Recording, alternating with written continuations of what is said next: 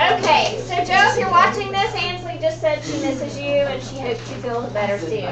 Alright, so the top line reminds us of exponential form. And exponential form we talked about last week. And then Thursday, we actually went into logarithmic form. Now, logarithm always solves for the exponent, right? If we see that the exponent was 3, the logarithm solves for that exponent, which makes it quite handy-dandy for when we are trying to solve an equation such as this one. And this is one we talked about Friday. 2 to the x equals 5. We don't know what that answer is. But the answer is log base 2 of 5. And I'm going to show you a way to find a decimal approximation for that. So a logarithm always solves for the exponent. So this is log form. In log form, the base is the subscript here. The answer part goes here. And logarithm always equals the exponent. A logarithm solves for an exponent. So this was the second page of your homework. I do believe the answers were posted. Did you guys check? Okay. Any quick questions after checking those answers? Yes? What did you do number 24? Number 24. Okay. So, number 24 is this. And let me erase it and I'll redo it again. So, 24 was log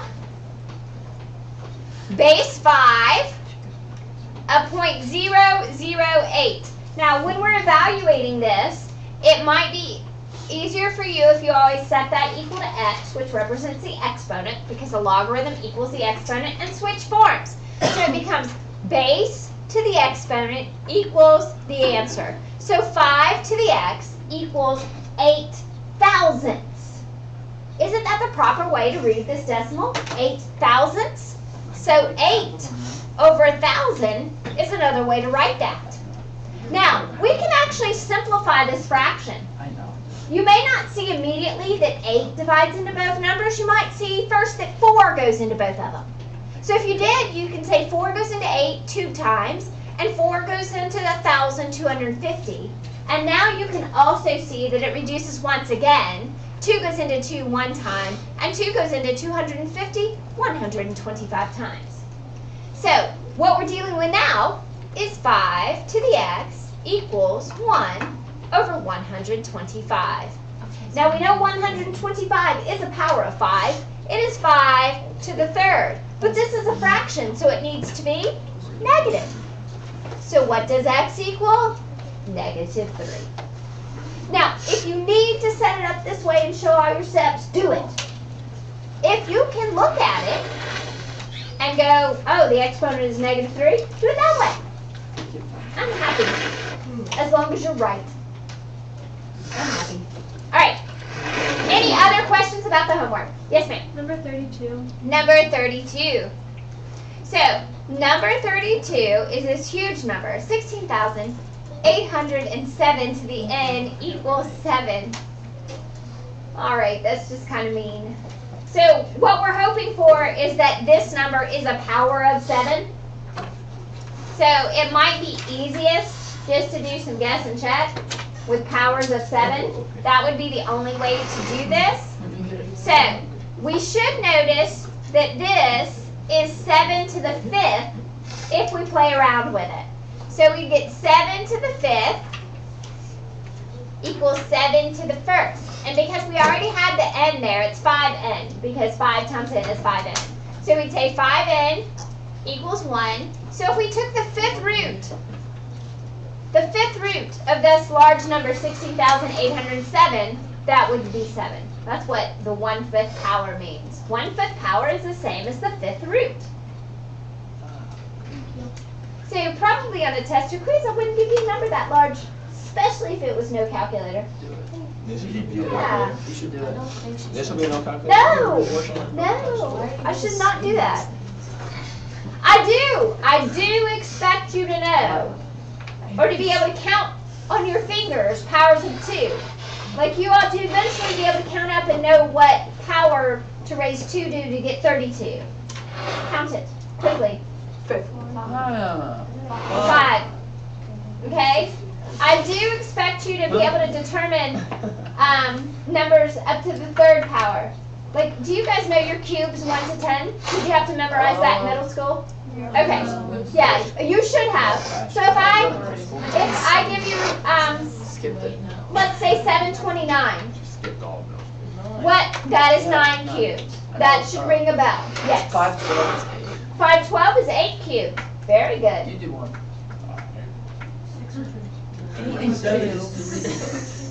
7 cubed is what? 27 is 3. Oh, 27 is 3 cubed. 8 is correct. Julian spent 3 minutes trying Good. to tell me that 8 cubed was 64. I did. Alright. So, That was so funny. Oh, is alright. that? Woo! Somebody forgot to erase their notes. And versus white ones. Like the time when you were like probably the homework. Alright. And then, like, So, you saw where I today's notes. changed what you said. And you're like, Last week, we grabbed exponential functions so annoying. where we had y equals a base raised to an exponent. So that's what we did last week. Today, we're going to look at the logarithmic function. If we switch forms, we get the log. Now, if our base is e, when we switch forms, we would not write it log base e. Because base e is the natural base, when we take the log of it, they call it the natural log.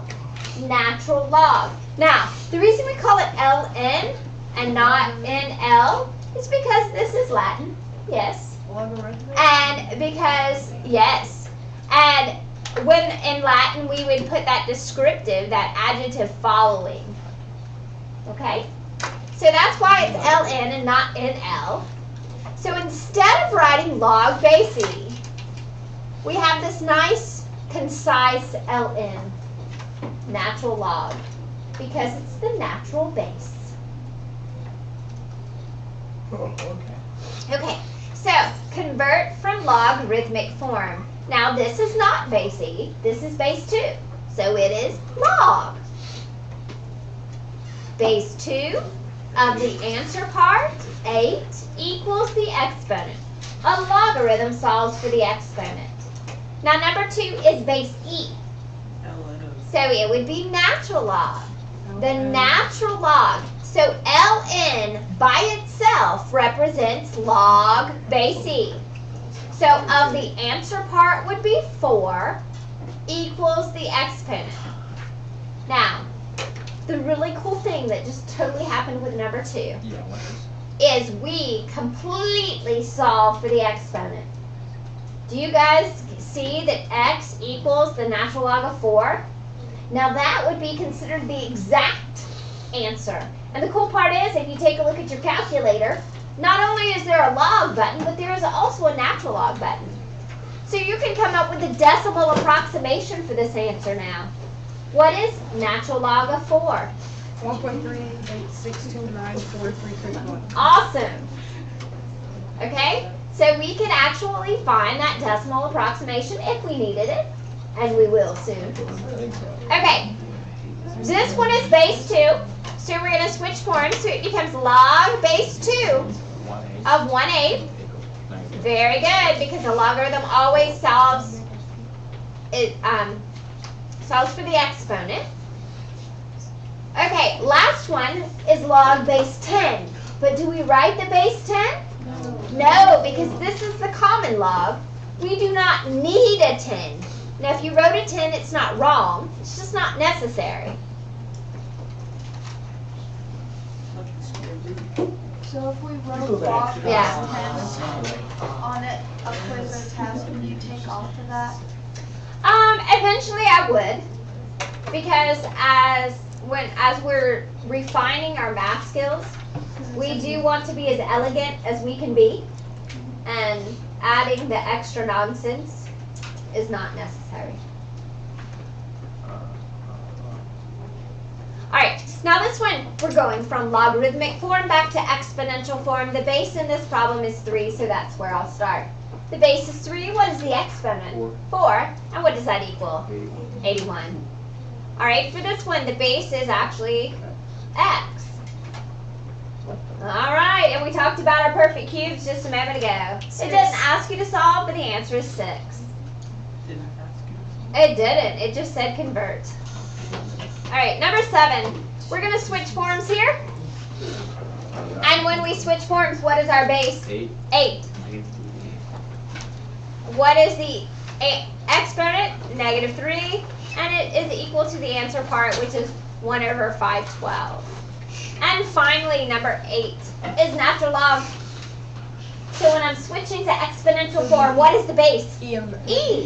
E to the x equals 52. Beautiful. Okay, so we talked about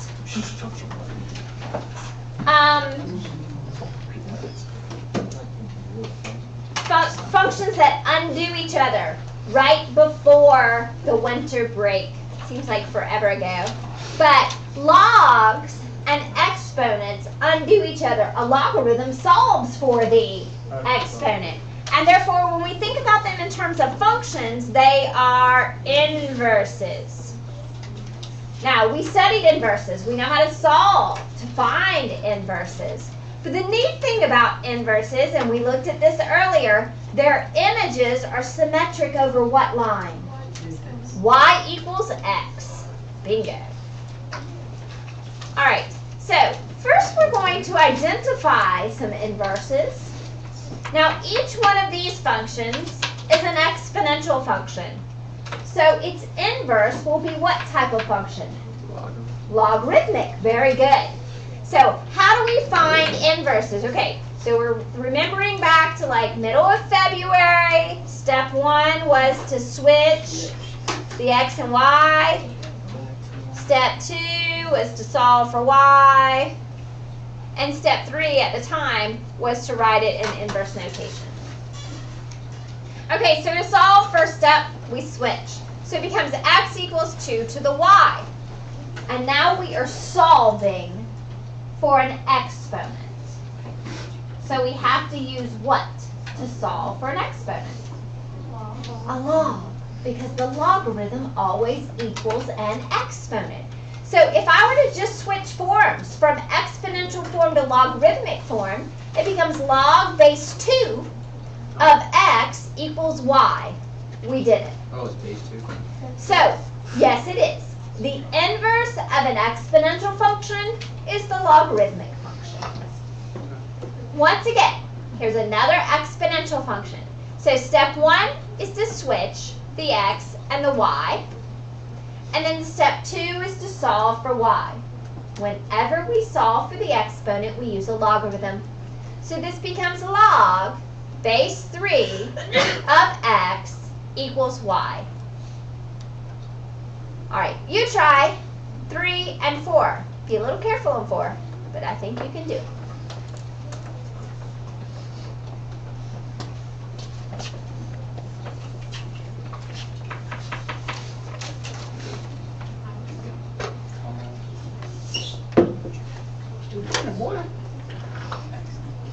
Oh, yes, it's too much.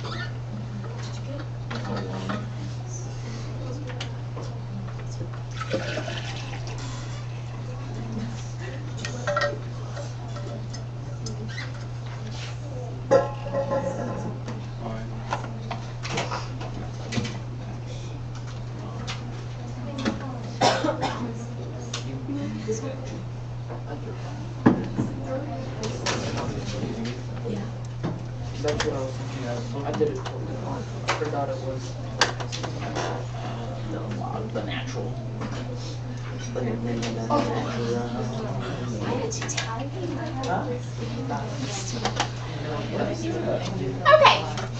so for this one, did you get log base 5 of x equals y? Yes. And for this one, did you get natural log of x equals y? Yes. Awesome. All right, so now we're going to do some graphing of these logarithmic functions, but we're going to tie it back into something we already know. We know exponential.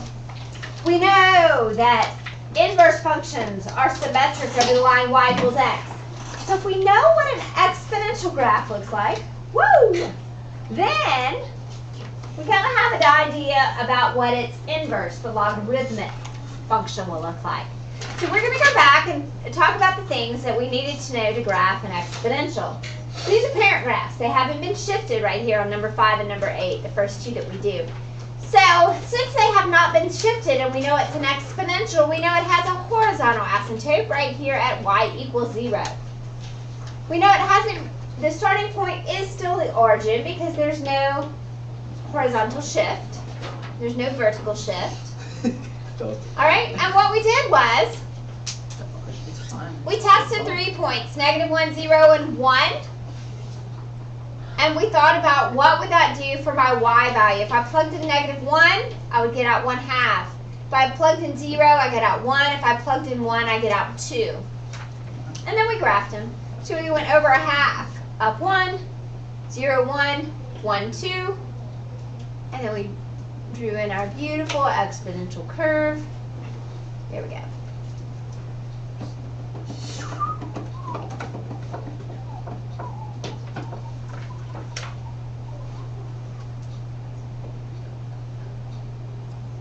All right, and just to remind ourselves, the domain of this graph would be from -infinity to +infinity, and the range of this graph would be from 0 to infinity. Okay, now let's deal with its inverse. And its inverse is this, and we just solved for this a second ago, so we know that's the inverse. Now, because we switched the x and y to find the inverse, we're going to actually start with the y values here. And you'll see why in just a sec. Every time we do a logarithmic function, we're going to try -1, 0, and 1, but for our y values, because if we think about this as an exponential form, it's 2 to the y equals x. So it's much easier to choose values for y and plug them in and find values of x. X is 2 to the y. Well, 2 to the -1 is 1/2, 2 to the 0 is 1, and 2 to the first is 2. And if we compare our table from number 5 with our table from number 6, it just switches it, which makes sense because these are inverses, and we just switched the x and y to find it. So, when we go to graph it, instead of having this nice horizontal asymptote, It's a vertical asymptote. it's going to be a vertical. You got it. Vertical asymptote. And that vertical asymptote is going to lie right here on the y-axis. That vertical asymptote is the equation x equals 0. Now this one hasn't been shifted either, so we're going to start at the origin. We're going to go over a half, down 1, 1, 0, and over 2, up 1. And then this becomes our logarithmic graph.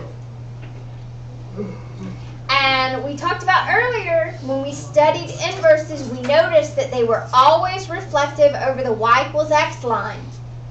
And if I had drawn that in perfect, you would have seen that it looks like it's completely reflective over that line.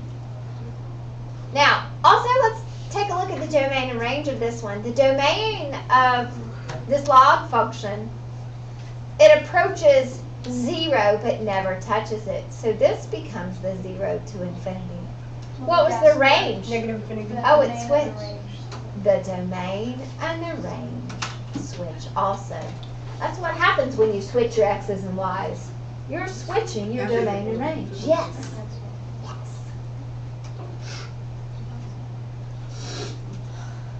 Okay, so you try graphing both of these graphs. Not much changes. It's just base 3. So you try number 8. Let's see if you can graph those. Might not, though. You try number 8 right there. See if you can graph both.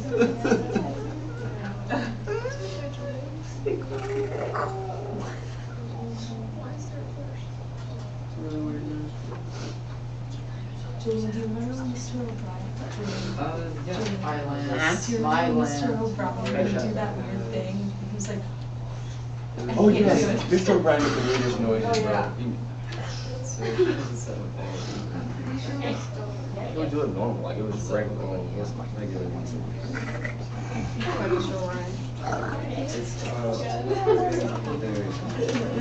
Like, bracket cat. What's negative 1? Well, I did it right there. So do we use this one? So you would go up and down. You go up. Good, good, good, good. Wait, so you Seminar. No, I could figure it out, I think so. Wait. What? I literally don't care. I'm gonna ask a question actually. don't care.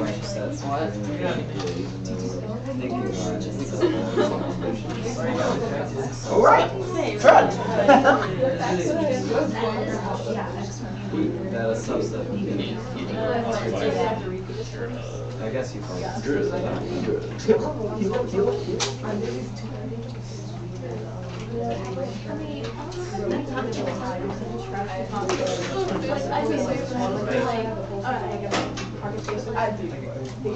What'd you get?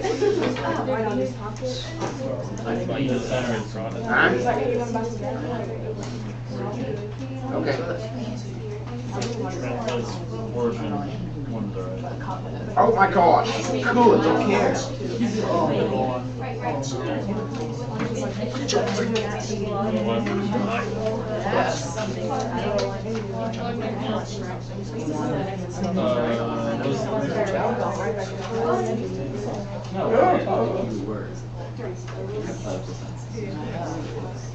I know you have. Where to be here?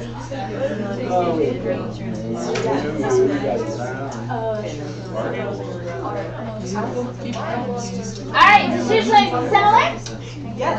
Now I didn't draw my asymptotes in this time, but Man, yours that's should so look simple. similar. It's crazy. Alright, so now let's talk about what happens when we take these logarithmic functions and we transform them. If we shift them up, down, left, right, we have reflections, or we're not going to do a ton with stretches.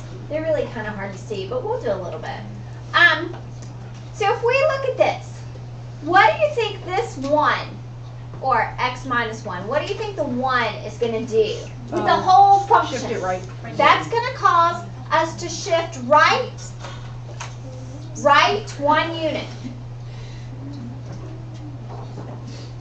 Which means when we go to graph it, the asymptote moves right 1.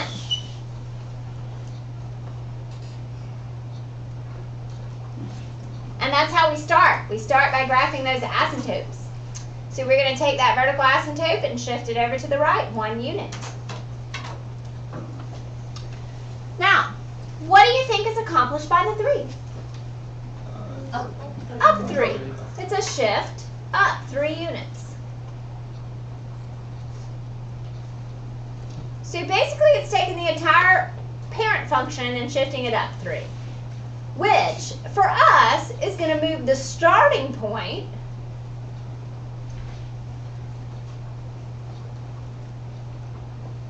up 3 on the asymptote.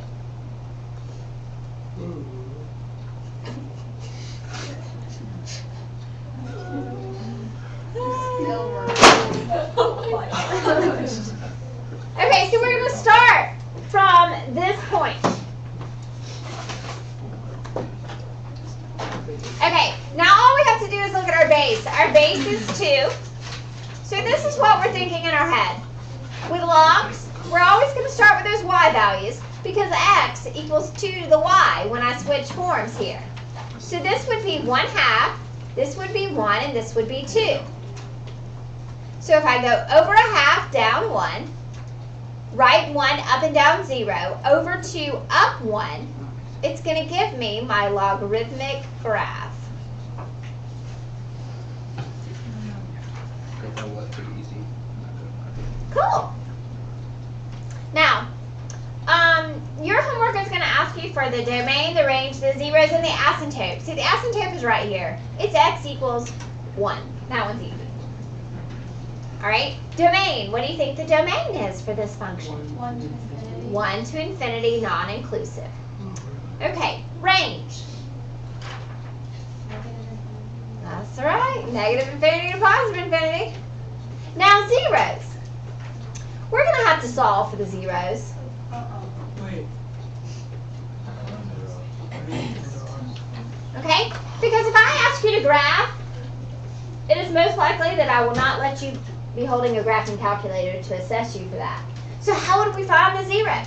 Well, if we don't have the graphing calculator with the zeros button, we have got to plug in 0 for y. So to solve for the zeros, you plug in 0 for y into the equation.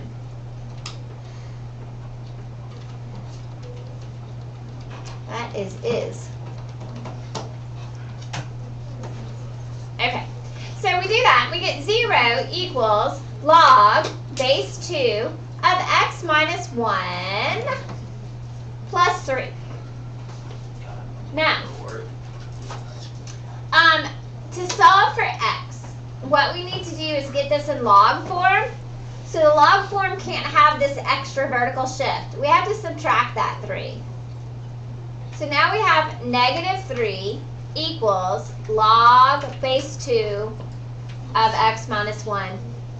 Now we are in log base answer equals exponent form. We are in that form.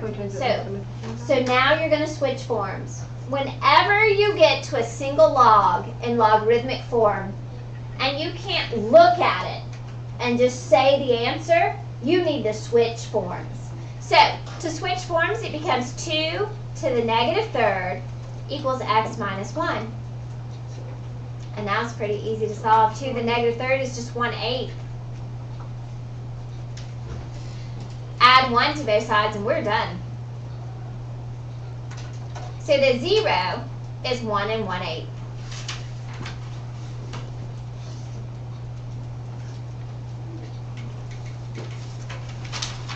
Okay, so the back side is your homework, but I want to do 2 with you and let you finish the rest. So we're going to do 11 and 13.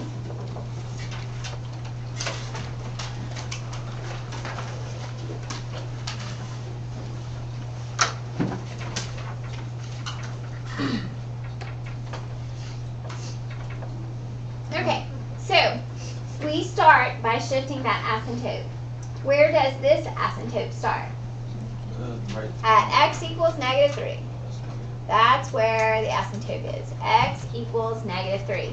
And on this asymptote, where will the starting point be? Up 2. So this is going to be my starting point when I start to graph, right here. Okay, now I look back at the function. It is ln. What's the base when it's ln? E. It's base E. So it's a log base E. So this is E to the y, gives me the x values. So E to the negative first is, what is the value of E?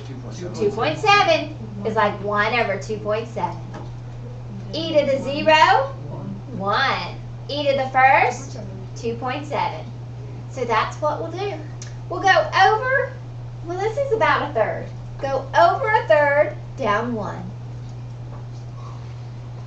1, 0, and then over 2.7, up 1. And then we've graphed that function. What is the domain? 3. Yeah. Very good. I've gotten a bit ahead of you. I'm going to let you catch up. So the domain was negative 3 to infinity. What do you think the range is? Very good. Okay, the asymptote is right here. It's x equals negative 3. Now the zeros. So once again, we need to solve for this 0. So we'll say 0 equals ln of x plus 3 plus 2.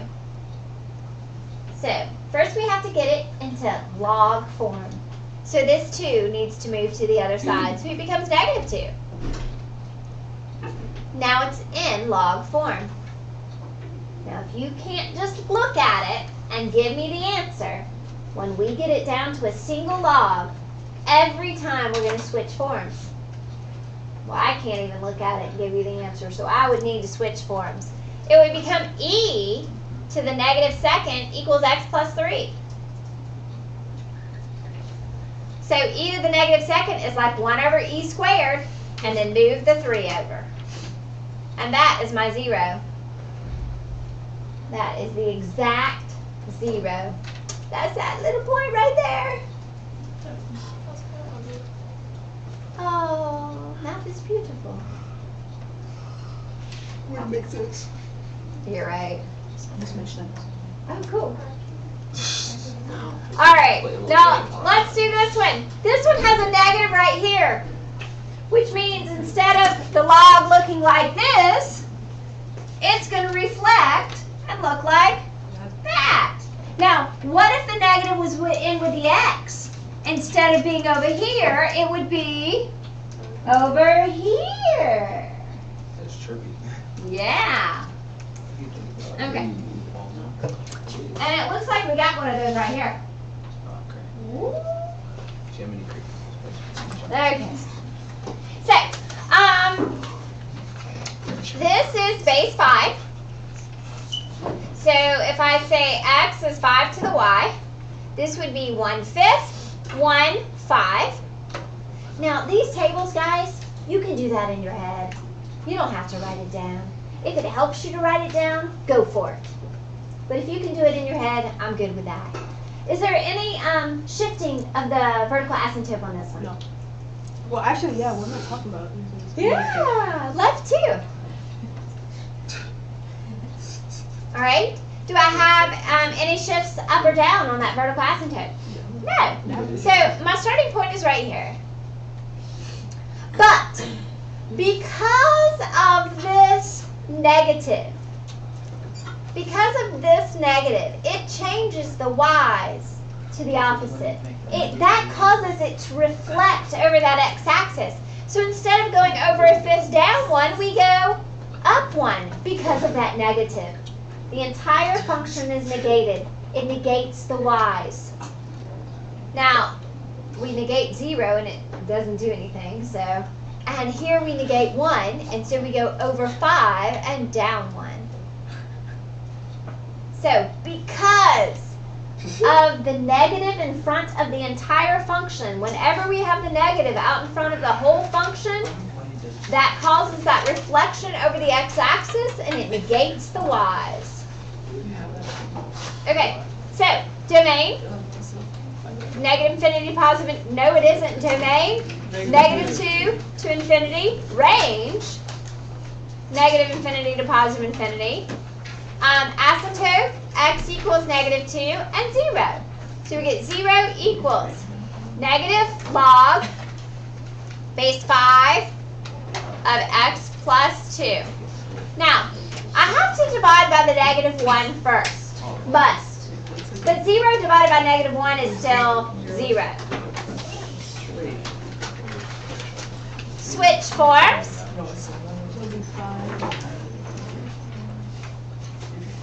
So 1. All right, here's my answer. Did I have to do any of that? No. No, because this point plotted perfectly from our graph, didn't it? Yes. This point, -1, well, looky there. Plotted perfectly from our graph, so we didn't even have to solve on that one. All right, so the other graphs are your homework.